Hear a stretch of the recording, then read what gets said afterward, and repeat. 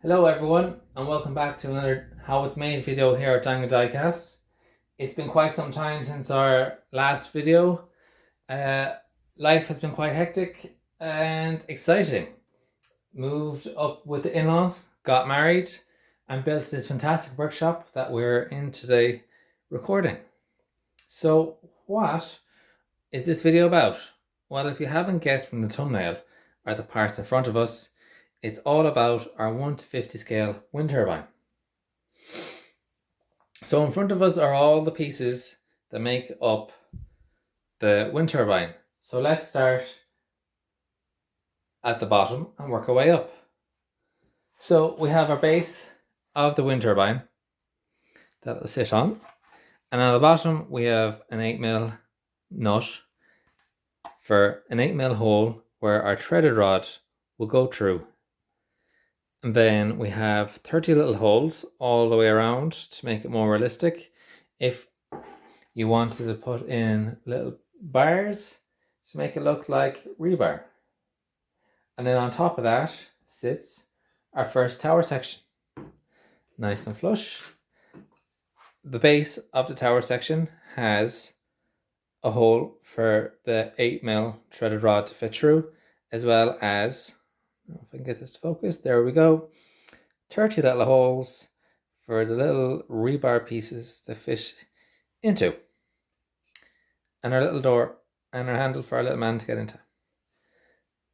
So our tower sections are 37 centimeters for the first one, and then two 60 centimeter ones for the second and third tower sections. Now, since I got my new printer, each tower section comes in two pieces, but starting off, the two 60 centimeter ones were done in three pieces at 20 centimeters each. On the top of each tower section, again, we have the hole for the threaded rods, the 30 little holes that go around the diameter, and two lifting points. So for anyone who likes to collect cranes, there is lifting points there. So if you can simulate in a diorama of a crane construction the tower sections of the wind turbine. With that out of the way, and we get on to the next section. As I said, the middle section and our top section are 60 centimeters each. And again, they have 30 little holes around the diameter, as well as two lifting points for a crane, and a 8mm diameter hole in the center for the thread rod to fit through. So that's our tower sections done.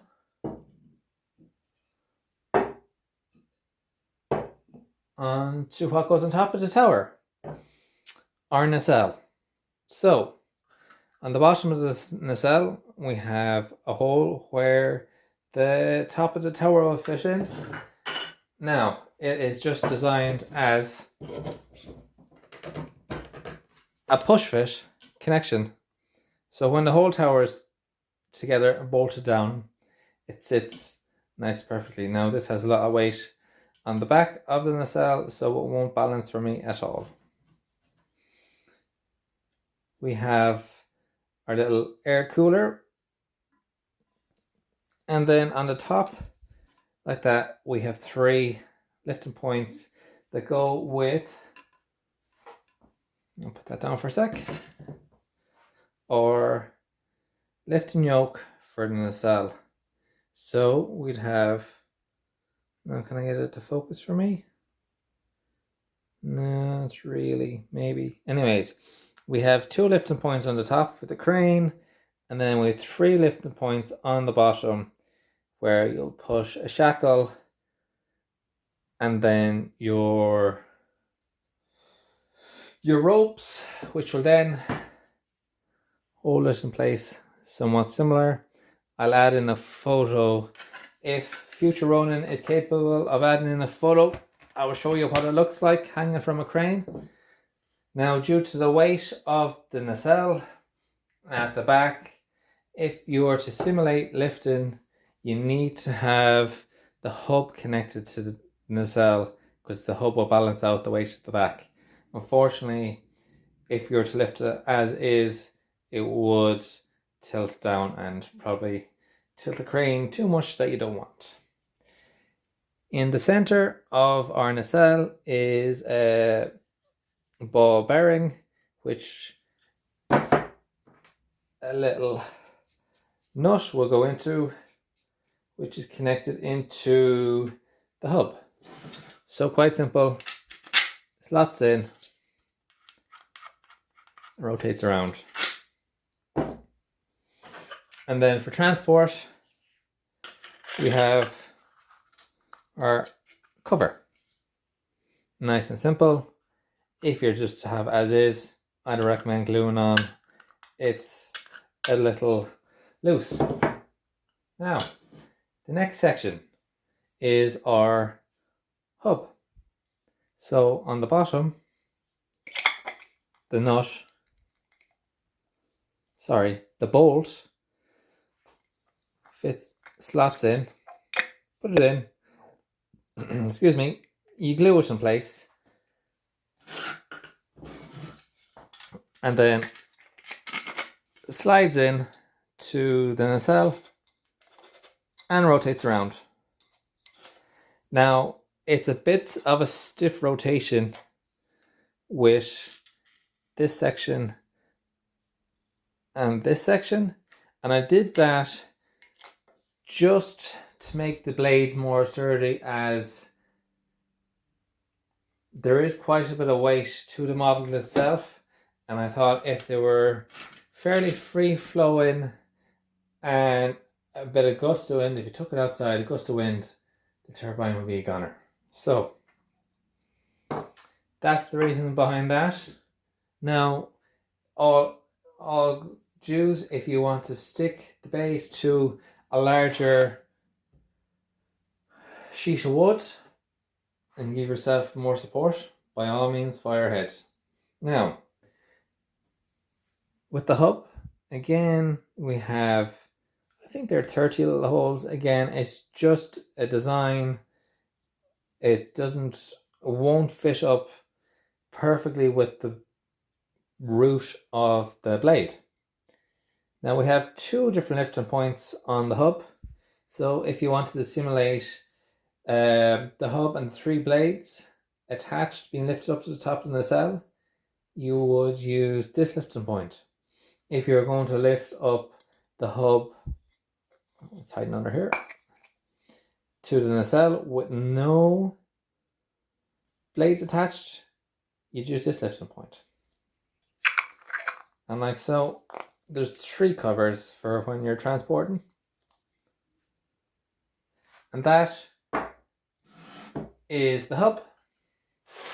Now, the long pieces. We have the blade. The blade currently comes in 4 sections. Soon to be 3, hopefully.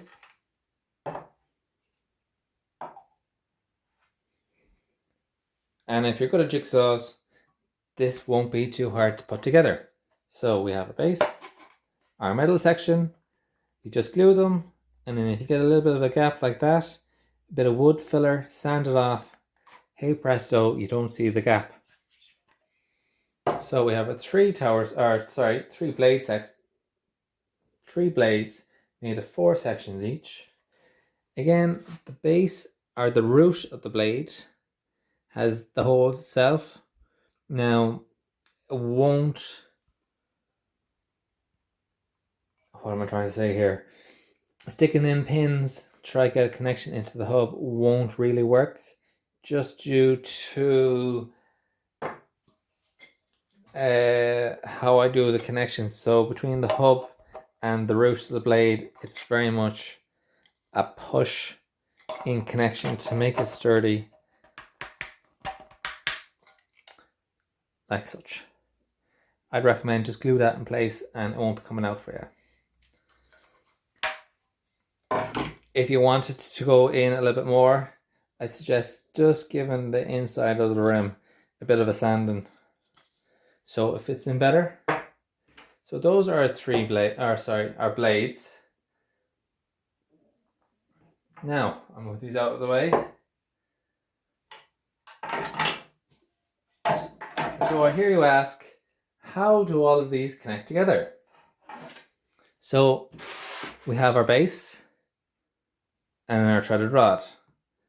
Now, both are 8mm, so you just screw it in place. There's a nice bit of resistance there where it will hold in place. You actually have to twist it in, and then you stick your 8mm nut in the hole, you screw it in place, and it's ready for the first tower section. So you'll have the two towers sections glued together, sanded and painted if you want that, and all you're doing is rotating it like that. Now, can't see you there, apologies. So you're just rotating it down like that all the way to the base. It's a bit of a pain, I know, but the thread rods have been cut. When I had to put mine together, it was a 2 meter threaded rod, so I was all day rotating those tower sections one by one all the way down to the bottom. And when you're threading it down and you get your last connection, because of the resistance in the two holes, it makes it as a more of a twist fit. And then for your top of your first tower and your second tower will fit like such, and you're wondering, oh no, my threaded rod isn't long enough. Well, this is what happens. We have our threaded rod, and there will be about 20-30mm will be coming up from the top of the tower section here. You will get this threaded connector. You will get your next rod, which is a 60cm length, and you will just twist it in, and that's ready for your next tower section, and it's nice and sturdy. Now, so that's how the towers come together to give you a nice strong fit. I'll do this off. Now, when you get to the top of your tower section, you'll have a little bit of a threaded rod coming up. I'd suggest, now I'll have it in the kits, an 8mm nut, and you're just going to screw it, and you screw this top tower nice and tight, which then means all the towers are nice and tight in place. So that's how our tower is nice and strong and is able to support the weight of the nacelle, the hub, and the blades. So when you're putting the towers together, they'll be glued, and when they're finished being glued, you will put a filler in the joint lines, and then you'll sand it and paint it, and it'll look something like that. Now, this is the RAL color that the wind turbines are painted in. Let me just move this a little better for you to see it. So that's the finished tower section once it's sanded and painted and glued together. Now, the two blue pieces on the top and the bottom are for your connections to the WSI clamp trailer. I'd like to give Derek a shout out for letting me borrow his clamp trailer so I could do the measurements, and Aidan for sending me on measurements. Cheers, lads. So that is our first tower section.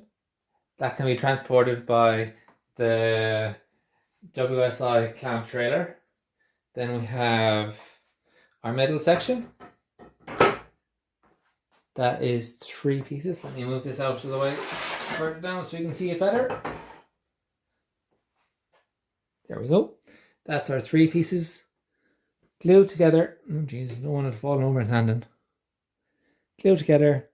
Use filler to cover all the gaps between the 3 sections, sand it down and paint it. Now, this is also the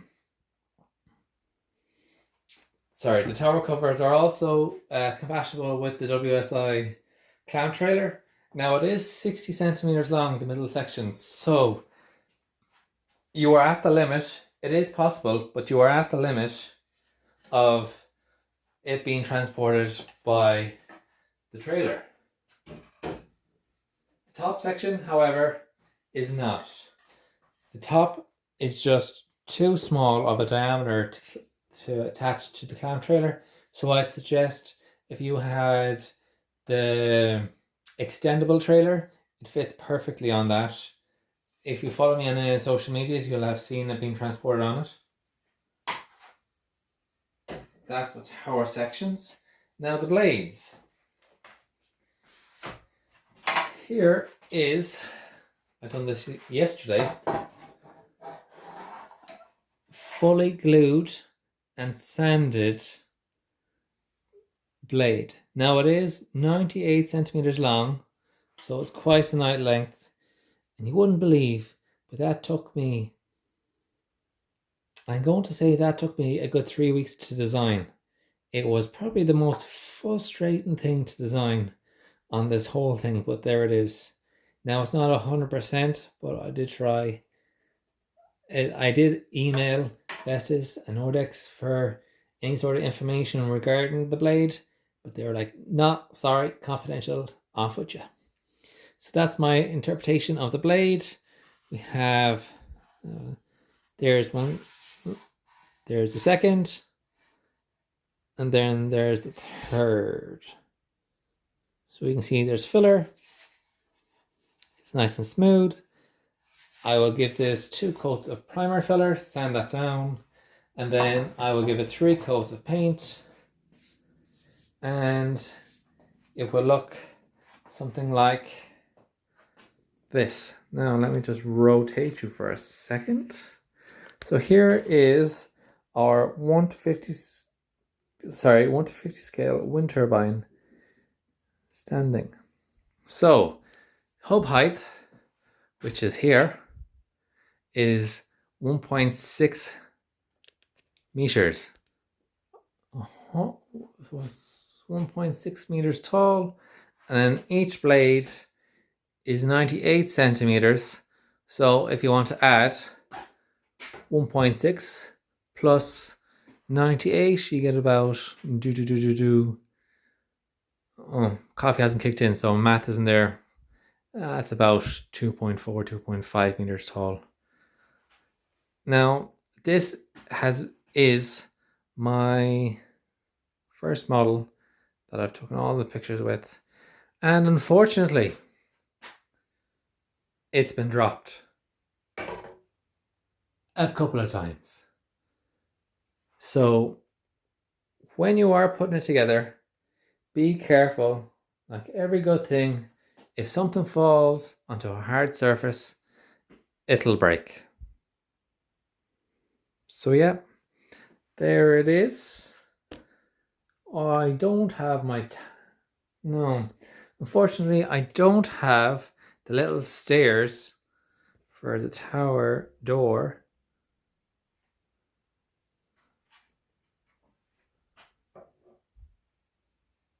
But yeah. So it's nice and rotates freely.